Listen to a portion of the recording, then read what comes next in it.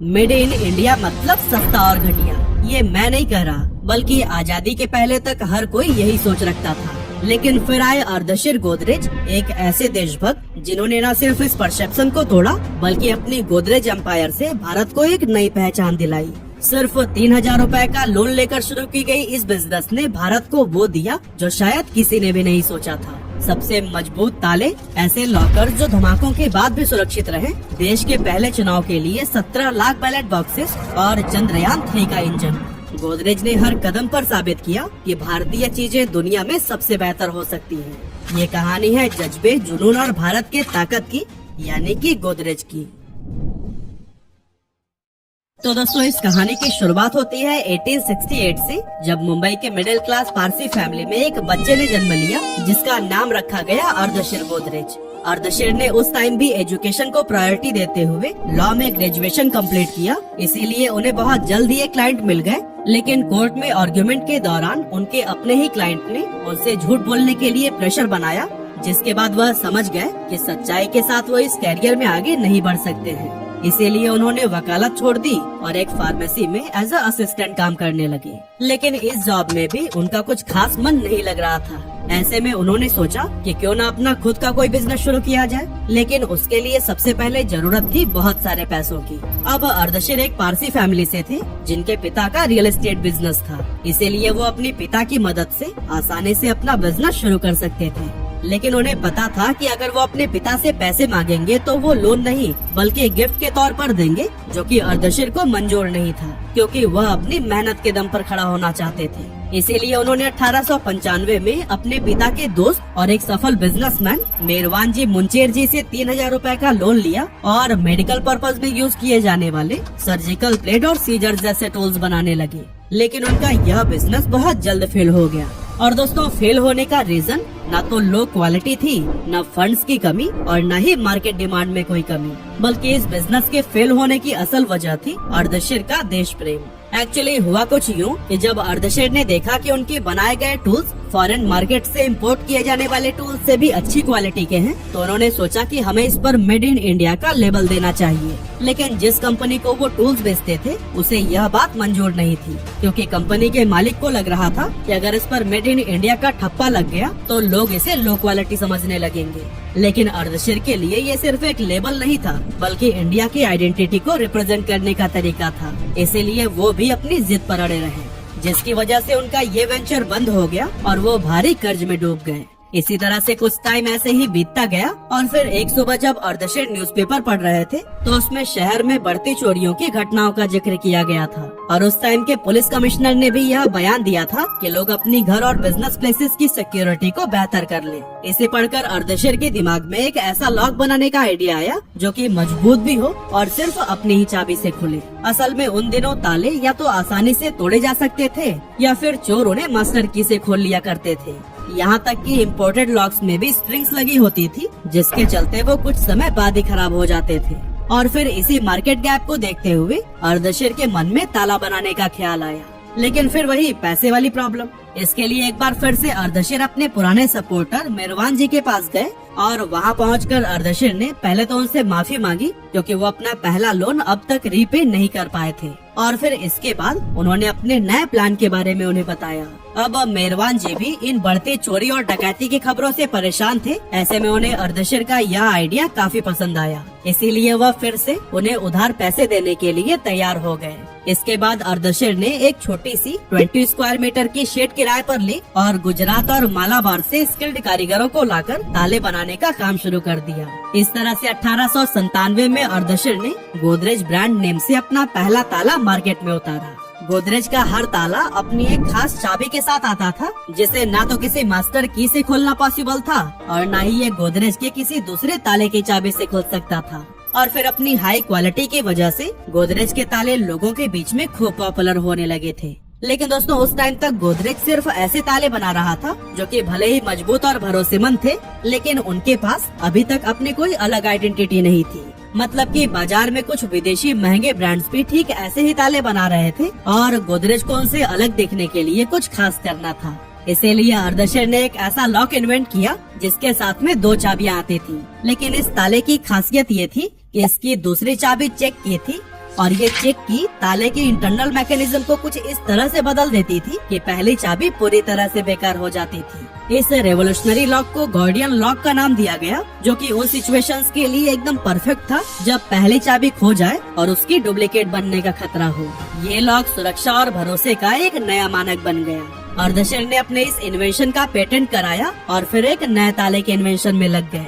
और दोस्तों, इस बार अर्धशर ने दोबारा एक ऐसा इनोवेटिव लॉक बनाया जिसमें अगर कोई गलत चाबी से इसे खोलने की ट्राई करता तो ताले का बोल्ट फंस जाता था। और ये सिस्टम इतना सिक्योर था कि ये मालिक को सिग्नल भी देता कि ताले को खोलने की कोशिश हुई है। अर्धशर के ये लॉक्स न सिर्फ हाईली सिक्योर थे, बल्कि उनके स्टैंडर्ड्स ने इंडियन लॉक मैन्युफैक्चरिंग को ग्लोबल लेवल पर खड़ा कर दिया था। एक्चुअली अर्धशर का प्रोसेस कुछ अलग ही तरीके से काम करता था, क्योंकि वो चाबी पहले बना लेते थे और फिर लॉक को चाबी के हिसाब से डिजाइन करते थे। इसी वजह से उनके लॉक्स को दूसरी चाबी से खोलना चोरों के लिए इम्पॉसिबल हो गया। लेकिन दोस्तों, गोदरेज की कहानी सिर्फ ताले तक सीमित नहीं रही। अर्धशर को समझ आया कि चोरी और डकैती से बचने के लिए लोगों को एक मजबूत अलमारी की भी जरूरत है। इस दौर में बैंक लॉकर्स का कॉन्सेप्ट नहीं था और लोग अपनी कीमती सामान घर की अलमारियों में ही रखते थे। ऐसे में ताले के साथ साथ अलमारी का मजबूत होना भी बहुत जरूरी था। इस नए चैलेंज के लिए अर्धशर ने कागज पर कई सारे डिजाइन बनाए और अपने इंजीनियर और कारीगरों के साथ में अनगिनत मीटिंग्स की। आखिरकार निष्कर्ष यह निकला कि एक मजबूत और सुरक्षित तिजोरी बनाने का सबसे बेहतरीन तरीका यह है कि एक सिंगल सीट स्टील को बिना काटे हुए ही तिजोरी बना दिया जाए। इसी आइडिया पर काम करते हुए साल 1902 में अर्धशर गोदरेज ने इंडिया का पहला लॉकर मार्केट में उतारा, जिसे कि लोगों ने काफी पसंद किया। लेकिन दोस्तों, गोदरेज के इस लॉकर को असली पहचान तो तब मिली जब 1906 में सैन फ्रांसिस्को में एक भयंकर भूकंप आया, जिसने कि पूरा शहर तबाह कर दिया। इस घटना के बाद साइंटिफिक अमेरिकन नाम की एक मैगजीन में आर्टिकल छपा, जिसमें बताया गया कि ज्यादातर लॉकर फायर प्रूफ नहीं होते हैं। अर्धशर ने जब ये आर्टिकल पढ़ा तो उनके दिमाग में एक आइडिया आया कि क्यों ना हम प्रूफ कर दें कि हमारे लॉकर्स फायर प्रूफ हैं। इसके लिए उन्होंने एक पब्लिक डेमोन्स्ट्रेशन रखा, जिसमें गोदरेज के लॉकर को आग में डालकर उसकी फायर रेजिस्टेंस और ड्यूरेबिलिटी को सबके सामने दिखाया गया। और फिर जब लोगों ने देखा कि आग में डालने के बाद भी लॉकर के अंदर रखी चीजें बिल्कुल सुरक्षित हैं, तो उनका भरोसा इस कंपनी पर तुरंत बढ़ गया। इसके बाद से 1908 में अर्धशर गोदरेज ने दुनिया का पहला स्प्रिंगलेस लॉक इन्वेंट किया, साथ ही उसका पेटेंट भी कराया। यहाँ तक कि 1911 में जब किंग जॉर्ज फिफ्थ और क्वीन मैरी पहली बार भारत आए तो अपनी कीमती सामानों को सुरक्षित रखने के लिए उन्होंने भी गोदरेज लॉकर्स को ही चुना। और दोस्तों, ब्रिटिश रॉयल्टी का ये भरोसा गोदरेज लॉकर्स की क्रेडिबिलिटी को चार चांद लगा गया। इसी टाइम अर्धशर ने अपने लॉकर्स को और बेहतर बनाने और इंटरनेशनल मार्केट में कंपटीशन को समझने के लिए इंग्लैंड, फ्रांस और जर्मनी का स्टडी टूर प्लान किया। लेकिन इस टूर से पहले उन्होंने सोचा कि क्यों ना मेहरबान जी से मिलकर उनका लोन चुका दिया जाए। लेकिन जब अर्धशर उनसे मिलने पहुँचे तो उन्होंने देखा कि वो बेहद बीमार थे। और फिर जब उन्होंने मेहरबान जी को उनका पैसा वापस लौटाने की कोशिश की तो उन्होंने यह पैसा वापस लेने से साफ मना कर दिया। मेहरबान जी ने कहा कि अर्धशर बेटा, ये पैसा लौटाना मेरी उस खुशी को छीन लेगा कि आपकी सफलता में मेरा भी छोटा सा योगदान है। लेकिन इस दुनिया को अलविदा करने से पहले मेहरबान जी ने अर्धशर से एक फेवर मांगा कि आप मेरे भतीजे बोयस को अपनी कंपनी में काम दे सकते हैं। अर्धशर ने बिना कोई सोचे समझे उन्हें जवाब दिया, आपके लिए तो मैं कुछ भी कर सकता हूँ और हो सकता है कि हम उसे अपनी कंपनी में पार्टनर भी बना लें। और दोस्तों, अपनी बात पर कायम रहते हुए अर्धशर ने बोयस को कंपनी में पार्टनर बना लिया और कंपनी का नाम रखा गया Godrej and Boyce manufacturing company. हालांकि कुछ समय बाद बोयस ने खुद ही गोदरेज से रिजाइन दे दिया, क्योंकि उनका इस बिजनेस में इंटरेस्ट ही नहीं था। लेकिन अर्धशर ने उनके सम्मान में कंपनी का नाम कभी नहीं बदला और ये अभी भी Godrej and Boyce manufacturing company के नाम से ही जानी जाती थी। इसी दौरान अर्धशर ने देखा कि दुनिया में जो भी साबुन बनते हैं वो ज्यादातर एनिमल फैट से बनाए जाते थे और ये चीज वेजिटेरियन हिंदूज के लिए काफी परेशानी की बात थी। साथ ही कुछ दूसरी कम्युनिटीज भी इनसे कंफर्टेबल नहीं थी। ऐसे में अर्धशर को लगा कि इस प्रॉब्लम का सलूशन लाना ही चाहिए। यहीं से अर्धशर का एक नया मिशन शुरू हुआ और उन्होंने डिसाइड किया कि वो एक ऐसा साबुन बनाएंगे जो पूरी तरह से वेजिटेबल ऑयल से बना हो। ये एक ऐसी टेक्निक थी जो कि उस समय इम्पॉसिबल लगती थी, लेकिन अर्धशर ने अपने विजन और डेडिकेशन से साल 1919 में दुनिया का पहला प्योर वेजिटेरियन सोप लॉन्च किया, जिसका नाम रखा गया चाबी। इसके बाद गोदरेज ने नंबर 2 नाम से एक और साबुन लॉन्च किया, जिसे कि रविंद्रनाथ टैगोर का भी समर्थन मिला। साथ ही एनी बेसेंट ने भी इन दोनों सोप्स की तारीफ की और इसे अपनाने के लिए लोगों को इंस्पायर किया।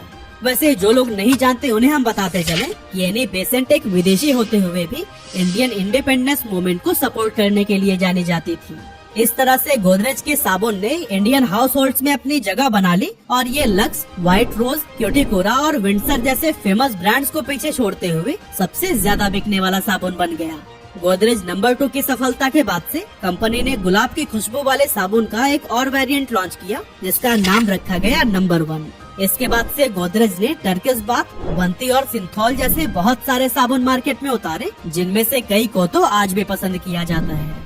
लेकिन दोस्तों तभी साल 1925 में कुछ ऐसा हुआ कि कंपनी की पॉपुलैरिटी अचानक से आसमान छूने लगी। असल में अप्रैल 1925 में कलकत्ता की धर्मतला स्ट्रीट पर भयानक आग लग गई, जिसमें कई सारी इमारतें जलकर राख हो गई। लेकिन गोदरेज लॉकर में रखे हुए पैसे और डॉक्यूमेंट्स को कुछ भी नहीं हुआ। और दोस्तों कुछ इसी तरह का एक हादसा 14 अप्रैल 1944 को बॉम्बे के विक्टोरिया डॉक्स पर हुआ था। यहाँ पर एक शिप अपने साथ में गोल्ड बार, गोला बारूद, फाइटर प्लेन्स, सल्फर और कॉटन जैसे कई सारे फ्लेमेबल आइटम्स लेकर आया था, जिसमें कि अचानक से आग लग गई। और फिर कुछ ही देर में शिप के अंदर 2 बड़े धमाके हुए जो कि इतने जबरदस्त थे कि मुंबई में भूकंप के झटकों जैसा असर महसूस किया गया। ये आग इतनी भयानक थी कि 3 दिनों तक जहाज और आसपास का इलाका जलता रहा और इसमें करीब 1300 लोगों की जान चली गई थी। लेकिन कमाल की बात ये है कि जब मलबे को निकाला जा रहा था तो उन्हें गोदरेज की लॉकर सही सलामत मिली। बस धमाकों के चलते उनमें थोड़े से डेंट आ गए थे, लेकिन अंदर मौजूद सामान पूरी तरह से सुरक्षित था। ये हादसा गोदरेज के लिए एक बहुत बड़ा टर्निंग पॉइंट साबित हुआ, क्योंकि इसके बाद उनकी लॉकर्स की सेल्स में काफी जबरदस्त उछाल देखने को मिला। उस टाइम पर तो ये इतना पॉपुलर हो गया था कि लोग दहेज में अपनी बेटी को गोदरेज की ये अलमारियां देने लगे।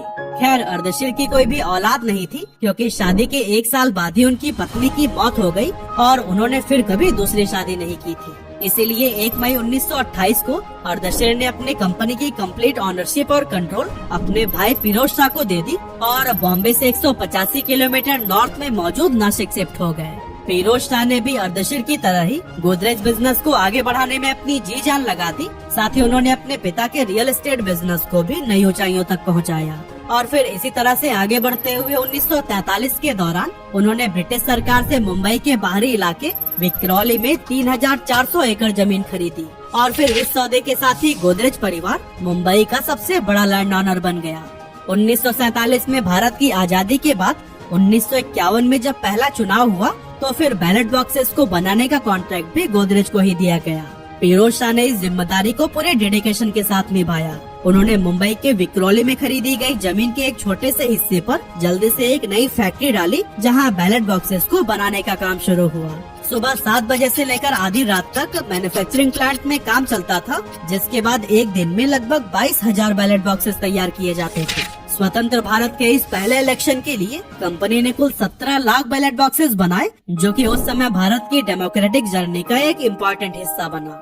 इसके बाद गोदरेज ने 1955 में भारत का पहला टाइपराइटर बनाया, जिसे कि गोदरेज प्राइमा का नाम दिया गया। और ये सिर्फ एक टाइपराइटर नहीं था, बल्कि उस समय के प्राइम मिनिस्टर जवाहरलाल नेहरू के लिए स्वतंत्र और औद्योगिक भारत का एक सिंबल भी था। इस टाइम तक ज्यादातर लोग रेमिंगटन जैसे इम्पोर्टेड टाइपराइटर्स का इस्तेमाल करते थे, लेकिन जब इंडिया को अपना खुद का टाइपराइटर मिल गया तो फिर सारे कोर्ट और सरकारी दफ्तरों में इसी का इस्तेमाल होने लगा। आगे चलकर गोदरेज ने स्पेस मिशंस में भी भारत को सपोर्ट किया, क्योंकि चंद्रयान और मंगलयान जैसे मिशंस के लिए इसरो के साथ मिलकर उन्होंने लॉन्च व्हीकल्स, लूनार ऑर्बिटर्स और इंजन्स की मैन्युफैक्चरिंग की थी। और दोस्तों इस तरह से लॉक बनाने से शुरू हुई गोदरेज एम्पायर ने स्पेस में भी भारत के लिए एक मेजर रोल प्ले किया है। 1972 में फिरोज शाह गोदरेज के निधन के बाद कारोबार की जिम्मेदारियां उनके 4 बेटों सोहराब, दोसा, बुरजोर और नेवल गोदरेज पर आ गई। यहाँ पर सोहराब ने इंटरनेशनल एक्सपेंशन पर फोकस किया, दोसा ने रियल एस्टेट और इन्वेस्टमेंट को संभाला, बुरजोर ने कस्टमर गुड्स और केमिकल्स को लीड किया और बचे नेवल तो उन्होंने इंजीनियरिंग और मैन्युफैक्चरिंग के फील्ड में गोदरेज को आगे बढ़ाया। अब दोस्तों अगर आज की बात करें तो बुरजोर के 2 बेटे आदि और नादिर गोदरेज, तो वहीं नवल के बच्चे जमशेद और स्मिता गोदरेज फैमिली बिजनेस को नई ऊंचाइयों तक पहुंचाने में लगे हुए हैं। अब दोस्तों वैसे तो गोदरेज फैमिली अपने परफेक्ट बैलेंस के लिए जानी जाती थी, जिसमें फैमिली बड़ी होने के बाद भी कोई डिस्प्यूट नहीं हुआ था। गोदरेज फैमिली में हर गुरुवार को एक साथ डिनर करने की परंपरा थी और इस डिनर का मकसद सिर्फ खाना खाना नहीं, बल्कि एक दूसरे की जिंदगी की अपडेट लेना हंसी मजाक करना और परिवार के रिश्तों को मजबूत बनाए रखना था। लेकिन दोस्तों, इस फैमिली के परफेक्ट बैलेंस के पीछे एक गहरी दरार धीरे धीरे उभरने लगी और इस कॉन्फ्लिक्ट का कारण बनी विक्रोली की 3400 एकड़ जमीन। आदि और नादिर, जो कि बुरजोर गोदरेज के बेटे थे, वो इस जमीन को कॉमर्शियल पर्पस के लिए डेवलप करना चाहते थे, जबकि जमशेद और स्मिता यानी कि नवल के बच्चे इस जमीन के एनवायरनमेंट को बचाना चाहते थे। अलग अलग सोच के चलते मतभेद बढ़ते गए और फिर आखिरकार फैमिली के बिजनेस को 2 हिस्सों में बांटने का फैसला लिया गया। जमशेद और स्मिता को गोदरेज एंड बोयस मिला, तो वही आदि और नादिर ने गोदरेज इंडस्ट्रीज और गोदरेज प्रॉपर्टीज को संभाला। आज गोदरेज ग्रुप भारत के सबसे अमीर और सफल बिजनेस हाउसेज में से एक है। गोदरेज की कहानी सिर्फ बिजनेस की नहीं, बल्कि वैल्यूज, इनोवेशंस और एक आत्मनिर्भर भारत के सपने की है। ये कहानी हमें याद दिलाती है कि असली सक्सेस सिर्फ मुनाफे से नहीं, बल्कि लोगों के दिलों में अपनी जगह बनाने से मिलती है।